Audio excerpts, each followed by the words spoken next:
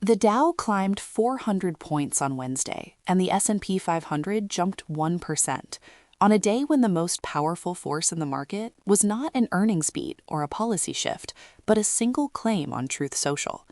President Trump posted that Iran's president had requested a ceasefire, and within minutes, oil dropped. The dollar index fell through 99.3, and airline stocks surged as traders unwound weeks of safe haven positioning.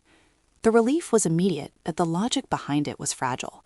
Iran's foreign minister denied the claim outright, calling it false and baseless. Trump followed up by demanding the Strait of Hormuz be open, free, and clear before any talks could begin, a precondition that effectively keeps the conflict unresolved. The strait carries 1/5 of the world's oil, and analysts at Bianca Research called the economic consequences of leaving it under Iranian control incalculable. Behind the rally, a deeper tension is building. Markets have now chance of a rate hike in 2026, up from just 12% before the war began. Goldman Sachs pushed back hard, arguing the current oil shock is narrower than the 1970s or the 2021 supply chain crisis, and that a softening labor market makes a sustained inflation spiral unlikely. The firm still expects 2 rate cuts this year. But the ISM Prices Paid Index jumped to 78.3 from 70.5, well above consensus, and gas prices have surged 36% in a month to a national average of $4.06. Unilever has already frozen hiring, citing the Middle East conflict directly. Friday's jobs report, expected to show a rebound of 60,000 after February's loss of 92,000, will be the next test of whether the labor market is absorbing the shock or beginning to crack under it. Trump's national address Wednesday evening could reset the entire narrative, but without a definitive all-clear on the strait, the rally looks more like a pressure release than a trend change. While traders celebrated ceasefire hopes, Oracle delivered a reminder that the AI boom has a human cost. Roughly 18% of the company's global workforce received a 6 a.m. termination email on Tuesday from Oracle leadership. No manager call, no HR meeting. Access to company systems was cut immediately. TD Cowen estimates the layoffs could reach 30,000 workers, making it the single largest tech layoff of 2026. The math is blunt. Oracle posted a 95% jump in net income last quarter to $6.13 billion. Yet it needs to free up $8 to $10 billion in cash flow to fund a $156 billion data center build-out.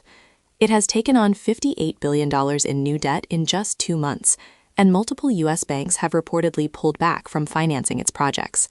The stock is down more than 25% year-to-date. Oracle is not alone in this calculus. Related Digital is nearing $16 billion in financing for a separate Oracle data center project. The transformer crunch Bloomberg reported is now real enough that gas turbine prices are surging, crimping the economics of powering these facilities. Polymarket's AI bubble burst contract has climbed to 22% from 17% in late February. A separate contract gives a 55% chance that U.S. unemployment hits 5% this year, up from the current 4.4%. TD Cowen warned that Oracle's playbook of swapping headcount for compute may become a template for enterprise tech, a pattern where record profits and record layoffs coexist in the same quarter. That tension between AI ambition and economic reality runs deeper than any single company's layoff decision. Economists at the St. Louis Federal Reserve published a striking argument this week.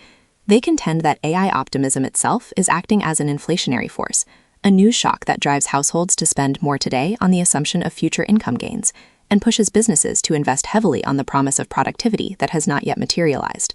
The comparison they draw is to the dot-com era, when computers were everywhere except in the productivity numbers. Goldman Sachs data supports both sides of this argument simultaneously. Fewer than 19% of U.S. establishments have adopted AI, essentially flat month over month. But among those that have, workers are saving 40 to 60 minutes per day, and academic studies show a 23% average uplift in productivity. The gap between early adopters and the rest of the market is widening into a structural divide.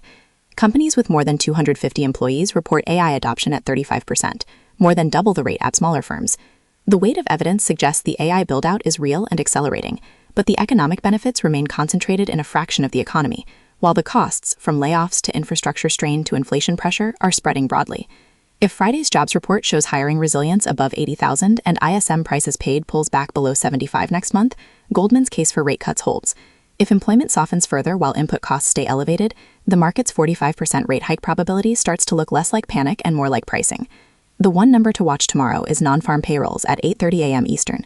A print below 30,000 would confirm the labor market is absorbing war-driven uncertainty faster than the headline rally suggests.